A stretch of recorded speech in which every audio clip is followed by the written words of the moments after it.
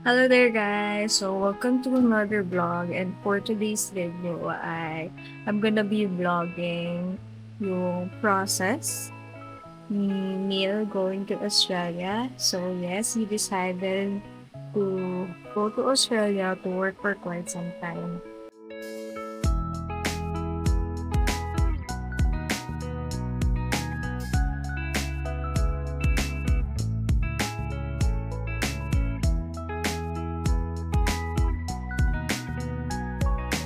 And right now, we are currently preparing yung mga kailangan niya to go there. And apparently right now ay papunta kami sa immigration because we're gonna be picking up yung exit clearance niya here sa Philippines kasi if you stayed here more than 6 months, required siya kumuha ng exit clearance. So, kaya papunta kami ngayon sa immigration. We're already here in Circuit Makati. This is where we're gonna pick up the exit clearance. Who's gonna leave me soon?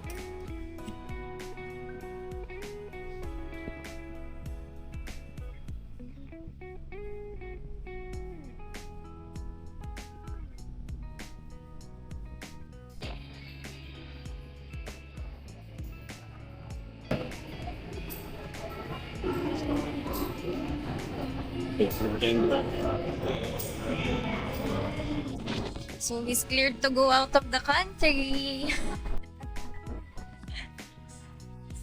Graduation. Release me. Release. You're free to go. Free. Free to Free, leave. man.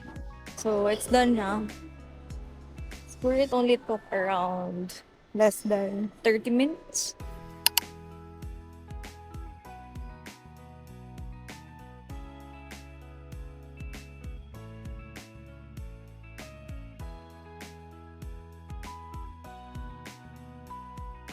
Hi, Annie. Annie, I'm gonna miss you. Oh, no.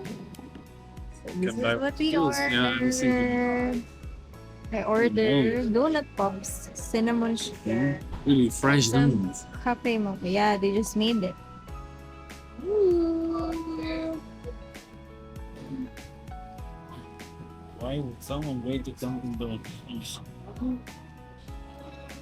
Right.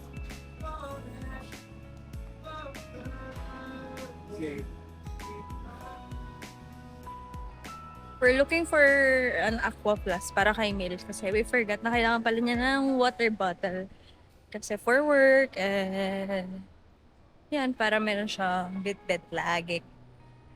Kaya we're gonna buy an Aqua Plus. Here's the Aqua.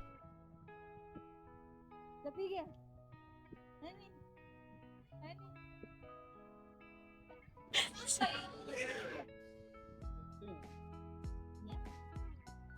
How big do you want? This one? Oh, the big. Or there's a beer one. An Aqua Plus. Thank you. Wow. Oh. Green Aqua Plus. Yes. Your favorite color. Oh, wow. It's really nice, huh?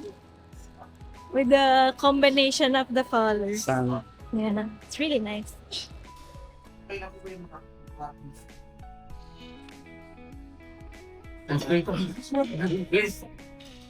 I guess makabalance. Una ko is Of that thing, they say, oh, time way harder to get it easy. How did they end up, like, her family doing that book? Hi guys, so I'm getting ready now kasi pupunta kami ni Mil ngayon sa SM. So we're going dun sa Kultura to buy pasalubong para sa mga relatives ni Mil dun sa Australia kasi bali imimit ni Mil yung relatives niya dun sa Sydney kasi sa Sydney din naman papunta si Mil sa Australia. So imimit nila si Mil there. para ipasyal din. So, we will buy pasalubong para sa kanila sa kultura. Actually, we're having a hard time kung ano ba yung bibili namin pasalubong para sa relatives niya. Kasi sabi niya, it's been a long time since last na nakita niya yung family niya na yun sa mother side niya. So, as far as he remembers, it was 8 years ago na nung last na nakita niya yung relative niya na yun. Kaya hindi niya sure kung ano ba yung mga gusto nila or whatsoever. Kaya tingnan lang natin kung anong meron sa kultura. And most of the time naman, yun yung go-to pasalubong center namin meal para sa family niya. So,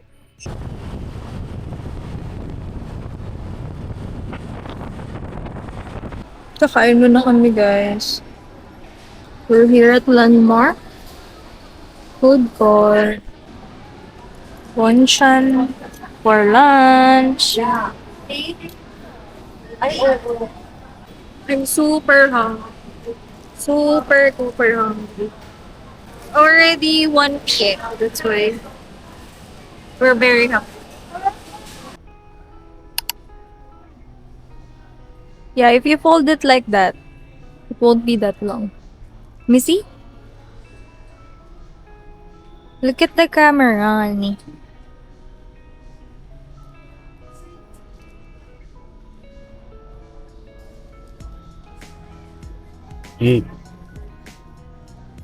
Buttons.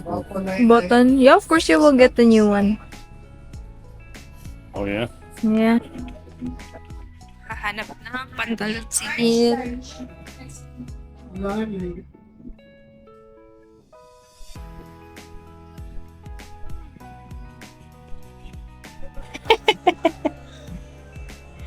$32, doesn't fit me. Yeah? So, nakabili na sila ng plants.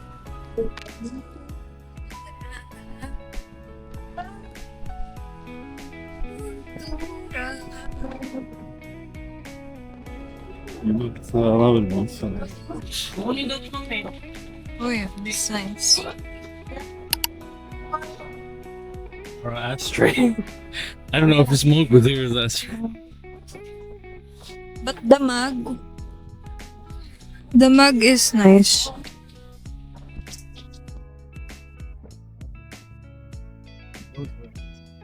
Flute? Balot? Flute. Say balot?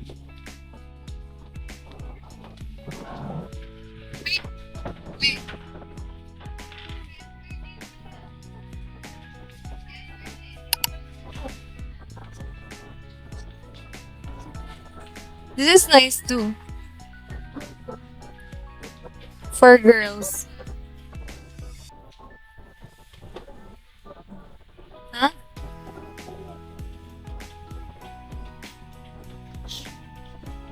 Just something like a mug or The mug is nice. mug, something like that. I don't have to buy strawberries because they have. Yeah.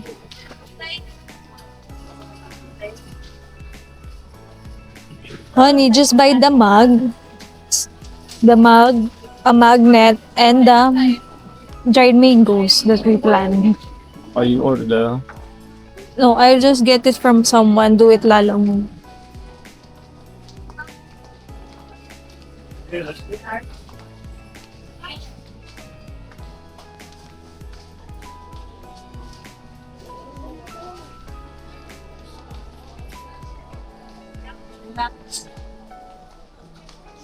So, Should I ask me? Should I know? boyfriend. And my mother won't know that.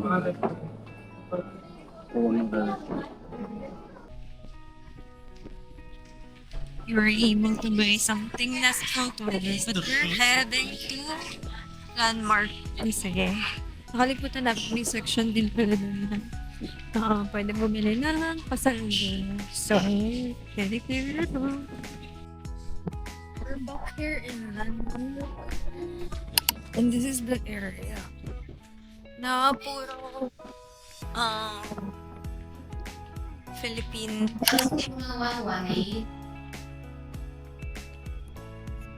Ito yung pasalubong section. All from the Philippines. So, parang ito yung version ng nila.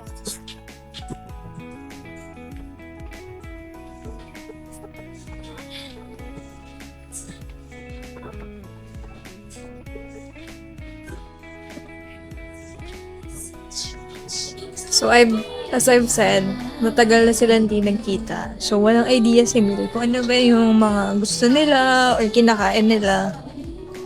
Kaya, pinag-iisipan niya maigi kung ano ibibigay.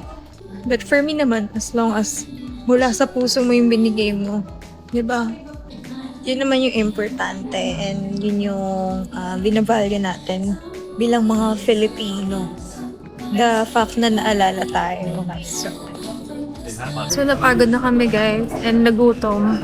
Kaya kakain muna kami.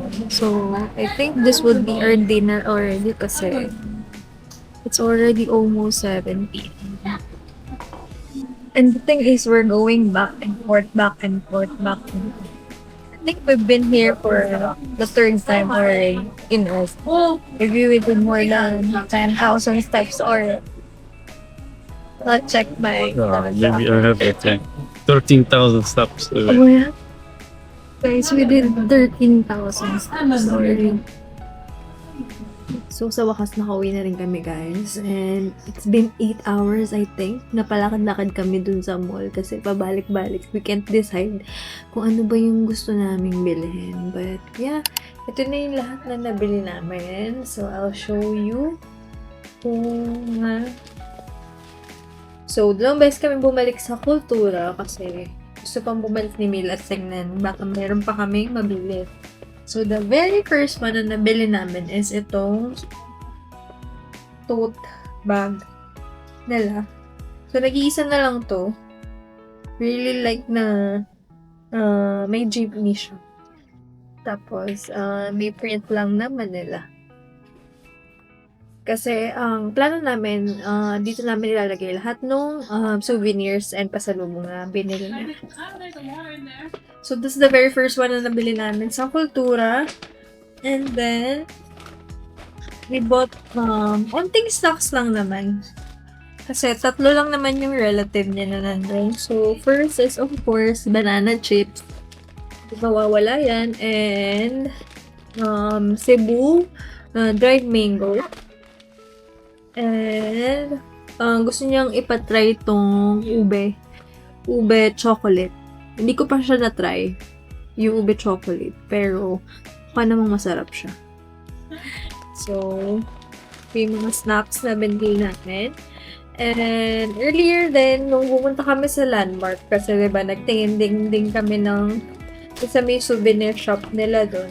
Pero, ang nabili lang namin is itong keychain, itong magnet na bottle opener. So, magnet siya. And ayan, Red Horse. Kasi he find it cool. Dahil, na-try na rin ni Mil yung Red Horse na yan. And, lastly, ito naman yung binili namin sa may paper roti. So, hand fan siya. Hand fan siya na naka-box. So, ayan. So, this is for his aunt na nasa Australia. So, ang design niya is jeepney, I think. Alam ko jeepney. Hindi ko pala na-check to kung sira or what. So, ayan yung design. Philippines. So, ayun lang naman yung nabili namin. Nahirapan lang kami mag-decide kasi hindi... Ang tagal nyo nang walang contact sa relative niya na yun. Kaya, hindi namin alam talaga kung every time namin may kita kami, iisipin namin kung magugustuhan ba nila yun or baka hindi naman nila trip yun. Pabalik-balik kami. Kasi, of course, we want something na magugustuhan nila. And also, while I was there sa paper roti, I have a friend kasi na aalis na rin. sa Philippines soon. Kaya, bumili ako nitong like, parang pick a card siya. Kaya, pick a card once a day. Today's advice naman yung team niya. So, pipili lang siya, kuha lang siya ng card each day or whenever she wants para if she wants advice. So, even if malayo na siya, at least may advice pa rin na mabibigay sa kanya mula sa akin. Charot. So, ayun lang yung nabili namin, guys. So, hindi naman marami. Nahirapan lang talaga kami mag-decide. Kasi, nahirapan lang kami mag-decide. So, natagalan kami ng super. Tapos, magkabilang dulo kasi sa landmark to SM. Magkabilang dulo siya. Tapos, pabalik-balik kami. So, kaya naka 15,000 steps kami so far. So, pagod na pagod. So, I think tomorrow na lang kami magpapak ng gamit niya. So, yeah.